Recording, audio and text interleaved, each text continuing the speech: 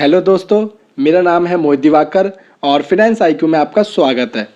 आज की इस वीडियो में हम मटेरियलिटी प्रिंसिपल और प्रूडेंस यानी कि कंजर्वेटिज्म प्रिंसिपल पढ़ेंगे। और इससे पहले के लेक्चर अगर आपने नहीं देखे हैं तो प्लीज़ देख लेना। नीचे मैंने प्लेलिस्ट की लिंक दे रखी है, वहाँ से आपको सारे लेक्चर मिल जाएंगे। और जिसने अभी तक चैनल को सब्सक्राइब नहीं किया वो चैनल को सब्सक्राइब कर लेना और बेल आइकन भी प्रेस कर देना। और इस लेक्चर की पीडीएफ के लिए आप इस टेलीग्राम चैनल को ज्वाइन कर लेना। वीडियो खत्म होते ही मैं नोट्स यहाँ पे अपलोड कर दूंगा। और आप चाहो तो मुझे फेसबुक पे भी फ्रेंड रिक्वेस्ट सेंड कर सकते हो और कू ऐप पे भी फॉलो कर सकते हो। इन सभी की लिंक मैंने नीचे डिस्क्रिप्शन में दे रखी है। तो ज़्यादा देर न करते हुए आते हैं अपने टॉपिक पे।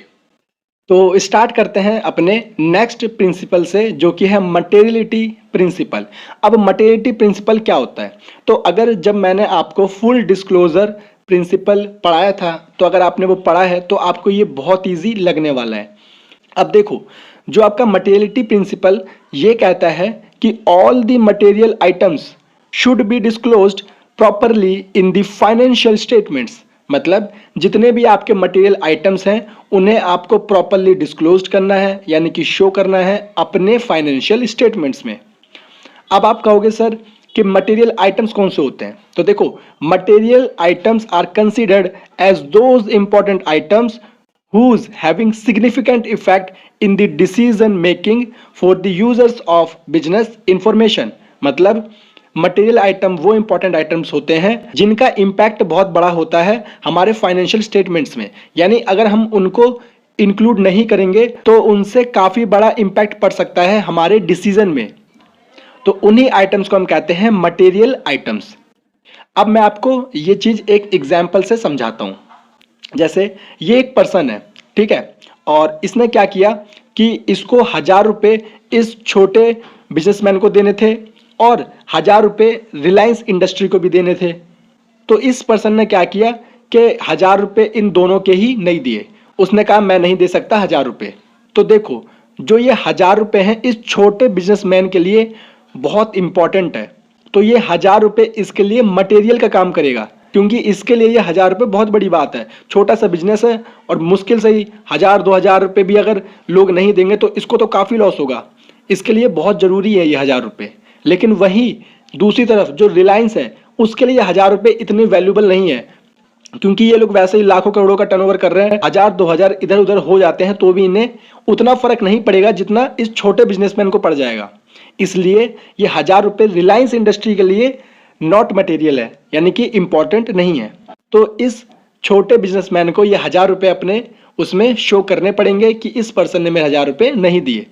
जबकि जो रिलायंस है वो इस 1000 रुपये को शो करे या ना करे वो उसकी मर्जी है, क्योंकि ये उसके लिए इतना इंपॉर्टेंट नहीं है। तो अब आप समझ गए होंगे कि कोई आइटम मटेरियल है या नहीं है, ये डिपेंड करता है केस टू केस।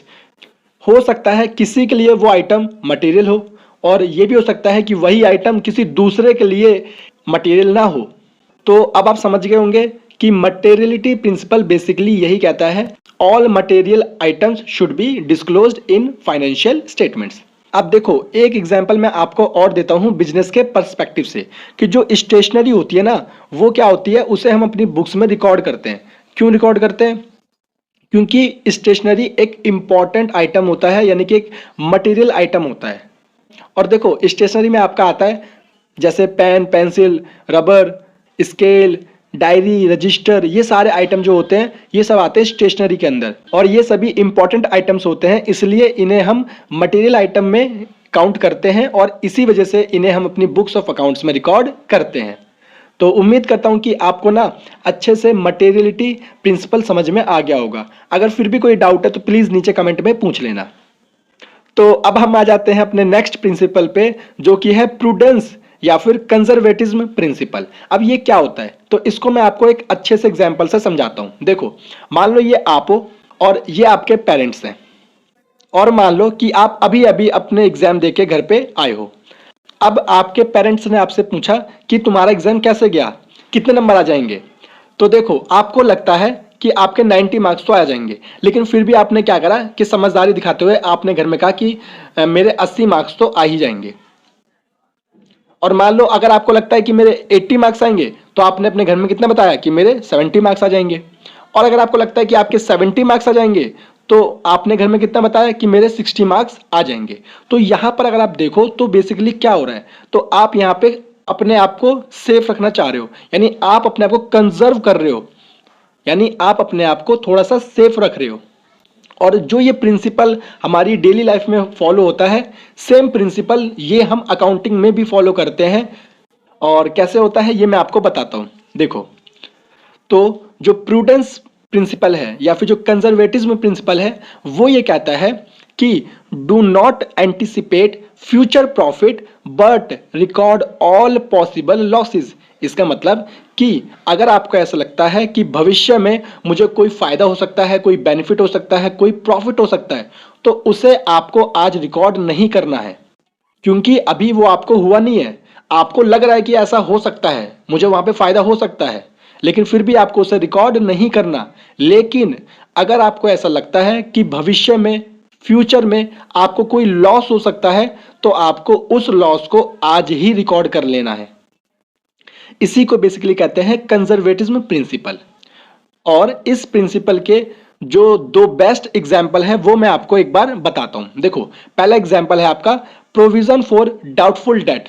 अब देखो, जो हम प्रोविजन बनाते हैं डाउटफुल डेट का, तो ये क्यों बनाते हैं? सिर्फ इसी प्रिंसिपल की वजह से।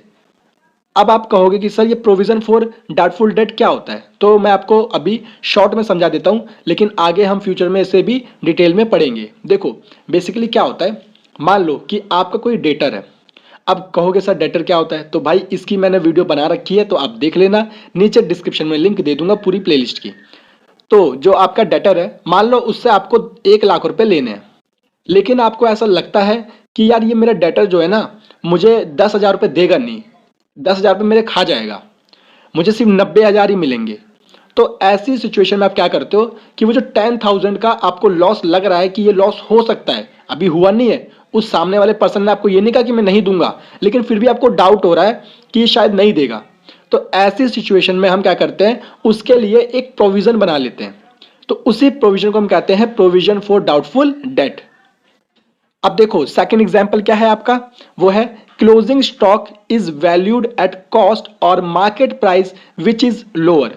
तो देखो, इसका मतलब ये है कि जब हम क्लोजिंग स्टॉक को वैल्यू करते हैं, यानी अपनी बुक्स में रिकॉर्ड करते हैं, तो हम क्या देखते हैं कि उस समय उसकी एक्चुअल कॉस्ट कितनी है और उस समय उस क्लोजिंग स्टॉक की मार्केट में क्या वैल्यू चल रही है, और जो भी दोनों में वैल्यू कम होती है उसी को हम अपनी बुक्स में रिकॉर्ड कर लेते हैं। फॉर एग्जाम्पल, मान लो आपके पास 80,000 का मटेरियल पड़ा है, लेकिन मार्केट में उसकी कॉस्ट 50,000 है, तो अब आप क्या करोगे, इसे रिकॉर्ड करोगे अपनी बुक्स में कि क्लोजिंग स्टॉक हमारे पास है 50,000 का। लेकिन मान लो क्लोजिंग स्टॉक की मार्केट में वैल्यू होती 1 लाख रुपए, तब आप रिकॉर्ड करते क्लोजिंग स्टॉक को अपने अकाउंट्स में ओनली 80,000 से। तो यही कहता है आपका प्रूडेंस या फिर कंजर्वेटिज्म प्रिंसिपल कि फ्यूचर में होने वाले प्रॉफिट को आपको रिकॉर्ड नहीं करना, बट जो आपके फ्यूचर में होने वाले लॉसेस हैं उन्हें आपको रिकॉर्ड करना है। तो ये था आपका प्रूडेंस प्रिंसिपल या फिर कंजर्वेटिज्म प्रिंसिपल।